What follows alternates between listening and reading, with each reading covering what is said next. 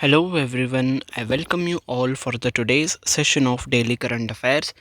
How are you all? I hope you guys are doing well. तो जो भी हमारे साथ इस सेशन में पहली बार जुड़ रहे हैं, let me give you an overview of the session. So we discuss the current affairs in the form of MCQs. तो MCQ के फॉर्मेट में हम क्वेश्चंस को डिस्कस करेंगे. उसके बाद उस क्वेश्चन से रिलेटेड जो भी इंपॉर्टेंट पॉइंट्स होंगे, 2 या फिर 3, उसको भी हम डिस्कस करते चलेंगे. I will show it to you. तो ये क्वेश्चन होगा, इसका आंसर डिस्कस करने के बाद यहाँ पे आपको नेक्स्ट स्लाइड पे इंपॉर्टेंट पॉइंट्स होंगे उस क्वेश्चन से रिलेटेड, तो आप क्रिस्प वे में आप उसको समझ सकोगे. That was the my intention. ठीक है, तो इसलिए हमने MCQ के फॉर्मेट में करंट अफेयर्स को रखा है ताकि आप अच्छे से समझ सको और आपको क्वेश्चंस का भी एक अनुमान लग जाए कि कैसे क्वेश्चंस एग्ज़ाम में आते हैं. एंड MCQ के साथ साथ हम वन लाइनर के फॉर्म में भी न्यूज़ को कवर करेंगे. एंड जहाँ पे इन डेप्थ एक्सप्लेनेशन की ज़रूरत होती है वहाँ पे हम इन डेप्थ एक्सप्लेनेशन को भी जो है करते हैं. तो बहुत ही कॉम्प्रिहेंसिव सा सेशन रहेगा. एंड में हम बैंकिंग एंड फाइनेंस की न्यूज़ को भी देखेंगे आफ्टर आर MCQs. तो एंड तक बने रहिएगा, ठीक है. And up to enhance your viewing experience, you can watch this video at 1.25 और 1.5 स्पीड, ठीक है, ताकि आप ज़्यादा से ज़्यादा कंटेंट को कम समय में कवर कर सको. ठीक है, आई होप आपको सब कुछ इंस्ट्रक्शंस क्लियरली मिल गई हैं. पहले क्वेश्चन की शुरुआत करते हैं. आपका पहला क्वेश्चन है, which theme is associated with the world clean up day 2024. तो आज ही के दिन हम वर्ल्ड क्लीन अप डे 2024 मना रहे हैं. ठीक है, तो आपको बताना है कि वर्ल्ड क्लीन अप डे की थीम क्या है इस साल के लिए. Yes, correct answer for this question is option number C, Arctic cities and marine litter. तो आर्कटिक सिटीज़ जो हैं, जो भी हमारे ओशन से आसपास जो सिटीज़ हैं, और जो भी हम ओशन में कचरा कर रहे हैं, लिटर इस कचरा, तो उसको साफ़ करना इस बार की थीम है. ठीक है, इंपॉर्टेंट पॉइंट्स को देख लेते हैं. UNGA United Nations general assembly ने ये प्रोक्लेम किया था कि 20 सितंबर को हम वर्ल्ड क्लीन अप डे मनाएंगे 2023 में. ठीक है, तो जिस ईयर डिक्लेयर होता है उसके नेक्स्ट ईयर से हम सेलिब्रेट करना स्टार्ट करते हैं. तो 2023 में इसको डिक्लेयर किया गया था कि हम इसको सेलिब्रेट करने वाले हैं. ठीक है, तो इस बार ये पहला साल होगा कि हम इसकी जो है इसको सेलिब्रेट करने की शुरुआत करेंगे. तो आपके एग्ज़ाम में ये इंपॉर्टेंट क्वेश्चन बन सकता है, बिकॉज फर्स्ट टाइम हम इसे सेलिब्रेट कर रहे हैं, तो एग्जामिनर आपसे पूछने के चांसेस बहुत ज़्यादा है. ठीक है, और the inaugural world clean up day is in 2024. तो जैसे कि हम पहले साल इसी साल, तो ये पहली बार है कि हम इस डे को मना रहे हैं. UN habitat facilitates the observance of the day. तो जो UN हैबिटेट है, यूनाइटेड नेशंस का जो हैबिटेट विंग है, वो इसको जो है फैसिलिटेट करता है. मतलब इस डे को सेलिब्रेट करना और बाकी जो भी इसके रिलेटेड गतिविधियां हैं वो UN हैबिटेट ही संभालता है. ठीक है, आई होप इस क्वेश्चन से रिलेटेड जो भी सारी न्यूज़ है वो आपको क्लियर हो चुकी है. ठीक है, next, which country is the partner country for the world food India 2024. तो वर्ल्ड फूड इंडिया 2024 इवेंट जो है, इस पे पार्टनर कंट्री के तौर पे इंडिया को किसने ज्वाइन किया. Yes, correct answer for this question is option number C, Japan. ठीक है, तो जापान ने हमें एज अ पार्टनर कंट्री जो है ज्वाइन किया. ठीक है, वर्ल्ड फूड इंडिया कहाँ पे हो रहा था? न्यू दिल्ली भारत मंडपम में हुआ, और इसमें 90 कंट्रीज़ ने पार्टिसिपेट किया और 26 इंडियन स्टेट्स ने भी पार्टिसिपेट किया. जापान जो था वो हमारा पार्टनर कंट्री था, और वियतनाम और ईरान जो है वो फोकस कंट्रीज़ के तौर पे हमें इस इवेंट में ज्वाइन किए. ठीक है, तो ये याद रख लेना, जापान जो है पार्टनर कंट्री था, वियतनाम और ईरान जो है एज अ फोकस कंट्री के तौर पे उन्होंने इस इवेंट में हमें ज्वाइन किया. ठीक है, I hope every news is clear to you. ठीक है, क्वेश्चन के बाद इंपॉर्टेंट पॉइंट्स लाने का यही मकसद है कि न्यूज़ से रिलेटेड जो भी एस्पेक्ट्स है वो सभी आपको समझ में आ जाए. ठीक है, आई होप ये जो फॉर्मेट है वो आपको पसंद आ रहा है. डू लेट मी नो कि आपको ये फॉर्मेट कैसे लग रहा है. क्वेश्चंस के बाद उसके रिगार्डिंग इंपॉर्टेंट पॉइंट्स को समझना. Do let me know in the comment section. ठीक है, अगले क्वेश्चन की तरफ चलते हैं. Where is the 16th edition of exercise Kakadu 2024 being held. अब एक्सरसाइज ककाडू के बारे में हम अपने अगले स्लाइड में पढ़ेंगे इंपॉर्टेंट पॉइंट्स में. आपको बताना है कि कहाँ पे ये एक्सरसाइज जो है वो कंडक्ट की गई. Yes, correct answer is Australia में ये कंडक्ट की गई. आप सभी ये ऑस्ट्रेलियन सिटीज़ ही हैं, ठीक है। तो correct answer is option number D, Darwin, ठीक है। ऑस्ट्रेलिया के डार्विन में जो है ये एक्सरसाइज कंडक्ट हुई, ठीक है। ये जो है ऑस्ट्रेलिया की लार्जेस्ट मैरीटाइम एक्सरसाइज है। मैरीटाइम एक्सरसाइजेज जो हम ओशियन में कंडक्ट करते हैं, बेसिकली किसी भी कंट्री के नेवी जो है वो मैरीटाइम एक्सरसाइज को कंडक्ट करवाती है, ठीक है। तो ककाडू जो है वो ऑस्ट्रेलिया की लार्जेस्ट मैरीटाइम एक्सरसाइज है। इंडियन नेवी ने भी पार्टिसिपेट किया और 30 अलग अपार्ट फ्रॉम इंडिया 30 नेशंस ने भी पार्टिसिपेट किया इस एक्सरसाइज में, ठीक है। और इस एक्सरसाइज की थीम क्या थी? Regional cooperation through trusted and proven partnerships, ठीक है। थीम याद रख लेना, आपसे थीम भी पूछी जा सकती है। ये क्वेश्चन सभी के लिए इम्पॉर्टेंट है एंड डिफेंस वाले एस्पिरेंट्स जो भी डिफेंस के रिलेटेड एग्जाम को अटेम्प्ट करेंगे उनके लिए this question become super important. तो आप इसे ज़रूर से पढ़ के जाइएगा, ठीक है। तो इसी नोट पे मैं आपको और एक इन्फॉर्मेशन देना चाहता हूँ कि this session is for each and every aspirant, जहाँ पे भी उनके लिए करंट अफेयर्स का नीड आएगा, this session will prove helpful for you guys. चाहे आप कोई भी एग्जाम्स के लिए प्रिपेयर कर रहे हो, एसएससी हो, यूपीएससी हो, स्टेट पीसीएस हो, बैंकिंग, फाइनेंस, इंश्योरेंस, सभी एग्जामिनेशंस के लिए आपको ये सेशन जो है हेल्पफुल प्रूव करेगा, ठीक है। तो सबके साथ इस सेशन को शेयर भी करिएगा, ठीक है। अगले क्वेश्चन की तरफ चलते हैं। What percentage of Gopalpur port shares has been transferred to Adani ports? तो गोपालपुर पोर्ट जो है इसके जो शेयर्स हैं इसको अडानी पोर्ट्स को ट्रांसफ़र किए जा रहे हैं। कितने परसेंट शेयर्स ट्रांसफ़र किए जाएंगे ये आपको बताना है, ठीक है।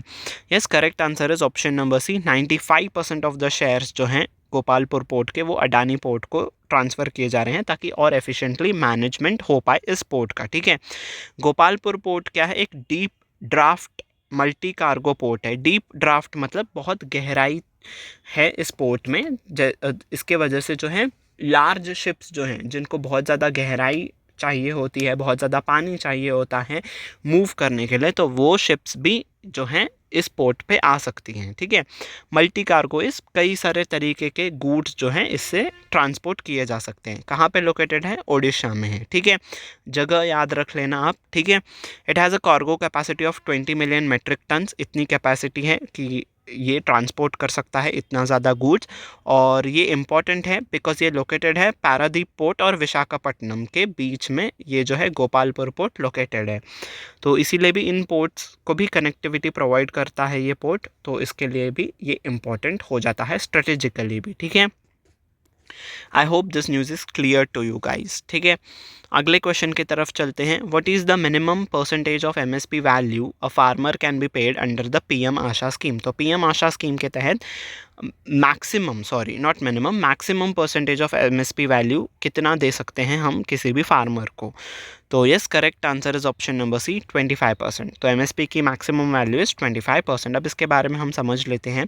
पीएम आशा जो स्कीम है is aimed at ensuring better prices for farmers. तो फार्मर्स को बहुत अच्छा प्राइस जो है अमाउंट मिले, तो उसके लिए इस स्कीम को लॉन्च किया गया है। इट इनकॉर्पोरेट्स कंपोनेंट्स ऑफ, इसमें और कौन से कंपोनेंट्स को इनकॉर्पोरेट किया गया है?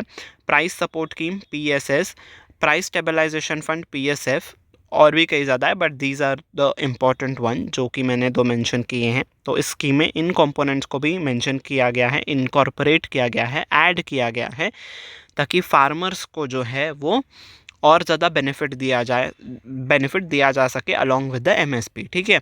Farmers receive payments based on the MSP for up to 25% of the crop value. तो जितनी भी क्रॉप वैल्यू होती है उसका 25% तो उनको मैक्सिमम मिलेगा, ठीक है। उससे ज़्यादा नहीं मिलेगा बिकॉज मैक्सिमम परसेंटेज इज़ 25। तो अगर आपके क्रॉप की प्राइस 100 है तो आपको मैक्सिमम कितना मिल सकता है? 25 रुपीज़ आपको मिल सकता है, ठीक है। उससे कम भी हो सकता है बट इससे ज़्यादा नहीं होगा, ठीक है। दैट्स व्हाट ये न्यूज़ से आपको समझाने की कोशिश की जा रही है, ठीक है। I hope this news is clear to you. अगले क्वेश्चन की तरफ हम लोग चलते हैं। तो what's the next question? Mohammad Shafi Pandit, who recently passed away, was the first Muslim IAS officer from which region? तो ये जो है पहले मुस्लिम IAS ऑफिसर थे, किस रीजन के, ये आपको बताना है। Yes, correct answer is option number B, Kashmir valley. तो कश्मीर वैली के ये पहले मुस्लिम IAS ऑफिसर थे, ठीक है। बस इतना ही नाम याद रख लेना है। और ये IAS ऑफिसर किस बैच कब बने थे? 1969 में ये IS नॉट IS ऑफिसर, उस रीजन को जो है इन्होंने as an IS officer serve किया था 1969 में, ठीक है। He was highly respected figure in the civil services, तो सिविल सर्विसेज के क्षेत्र में ये बहुत ही रिस्पेक्टेड पर्सनालिटी थे, ठीक है। I hope this news is clear to you. Next question की तरफ चलते हैं। स्पोर्ट्स कैटेगरी से न्यूज़ आ चुकी है। Who replaced Trevor Bayliss as the head coach of Punjab Kings. तो पंजाब किंग्स जो है IPL की एक टीम है, इंडियन प्रीमियर लीग, जो कि क्रिकेट से रिलेटेड एक टूर्नामेंट होता है इंडिया में। तो इनमें एक टीम थी पंजाब किंग्स, उसके जो हेड कोच थे उनका नाम था ट्रेवर बेलिस। अब उनको रिप्लेस करके किन्हें अपॉइंट किया गया है, ये आपसे पूछा गया है। So yes, correct answer is option number B, Ricky Ponting, ठीक है। रिकी पॉन्टिंग को जो है न्यू हेड कोच बनाया गया है। ओके, अगले क्वेश्चन की तरफ चलते हैं। विच सिटी विल होस्ट 2024 और 2025 Irani cup after it was shifted from Mumbai. तो ईरानी कप भी आपका क्रिकेट से ही रिलेटेड है। पहले ये मुंबई में खेला जाने वाला था, बट अब उसका जो है वेन्यू चेंज करके कहाँ पे खेला जाएगा ये आपसे पूछा गया है, ठीक है। Yes, the correct answer is option number B, Lucknow. तो लखनऊ के श्री अटल बिहारी वाजपेयी स्टेडियम में जो है ये टूर्नामेंट खेला जाएगा, ठीक है। तो अक्टूबर 1 से लेके 5 तक ये टूर्नामेंट चलेगा। It will be played between Ranji trophy winners, तो रणजी ट्रॉफी के जो विनर्स थे, और rest of the India team, तो और बाकी की जो इंडियन टीम है उनके बीच में जो है मैचेस खेले जाएंगे, ठीक है। I hope this news is clear to you. बस आप इतना याद रखिए कि पहले मुंबई में होने वाला था ईरानी कप, और अब लखनऊ में होगा। किस स्पोर्ट से रिलेटेड है? क्रिकेट से रिलेटेड है। That is enough for you guys, ठीक है। अगला क्वेश्चन आ रहा है, Baljeet Singh Sethi who recently passed away held the position of secretary general in which of the organization. तो बलजीत सिंह सेठी जो हैं, इनका अब निधन हो चुका है। ये जो हैं सेक्रेटरी जनरल थे किस ऑर्गेनाइजेशन के, ये आपको बताना है। Yes, so the correct answer for this question is option number B, national rifle association of India, यानी कि NRAI, ठीक है। तो क्यों हम इनके बारे में पढ़ रहे हैं? बिकॉज इन्हीं के लीडरशिप में जब ये सेक्रेटरी जनरल थे, तभी ही जो है इंडिया को पहला मेडल मिला था शूटिंग कैटेगरी में, दैट वाज सिल्वर मेडल। और उसके बाद 2008 बीजिंग ओलंपिक्स जब हुए, तब अभिनव बिंद्रा जी ने पहला गोल्ड मेडल लाया था इंडिया के लिए, जब यह प्रेसिडेंट थे।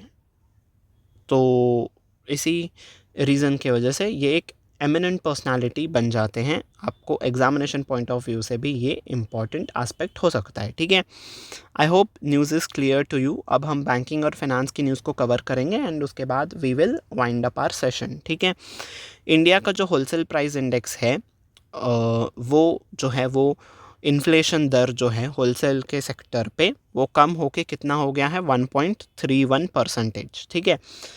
जुलाई के कंपैरिजन में कम होके ये 1.31% हो गया है, ठीक है। क्यों हुआ है? बिकॉज जो फूड आइटम्स है और बाकी प्रोडक्ट्स में जो है वो इन्फ्लेशन कम देखा गया है, कम हुआ है, महंगाई कम हुई है फूड प्रोडक्ट्स में और बाकी के कुछ प्रोडक्ट्स में, इसीलिए जो है होलसेल प्राइस इंडेक्स का जो इन्फ्लेशन है वो भी कम हो गया है, ठीक है। और होलसेल प्राइस इंडेक्स का जो डेटा है वो कौन रिलीज़ करता है? Ministry of commerce and industry, ठीक है। इन्फ्लेशन इंडिया में 2 सेक्टर्स में निकाली जाती है, रिटेल इन्फ्लेशन, और जिसको हम कंज्यूमर प्राइस इंडेक्स या फिर कंज्यूमर प्राइस इन्फ्लेशन भी बोलते हैं, और सेकंड कैटेगरी है आपकी होलसेल प्राइस इंडेक्स, यानी कि WPI बेस्ड इन्फ्लेशन, ठीक है। तो उन 2 सेक्टर्स में से हम आज WPI की जो है इन्फ्लेशन का रिपोर्ट आया, जिसको किसने रिलीज़ किया ये भी आपको याद रखना है, ministry of commerce and industry, ठीक है। और कम होके कितना पहुंच गया है इन्फ्लेशन का दर? 1.31%, ठीक है। I hope this is clear to you. अब एक अपॉइंटमेंट की तरफ देखते हैं। जो जाफ़र हसन है, उनको न्यू प्राइम मिनिस्टर अपॉइंट किया गया है, कहाँ का? जॉर्डन का। और इनको as a new prime minister किन्होंने अपॉइंट किया है?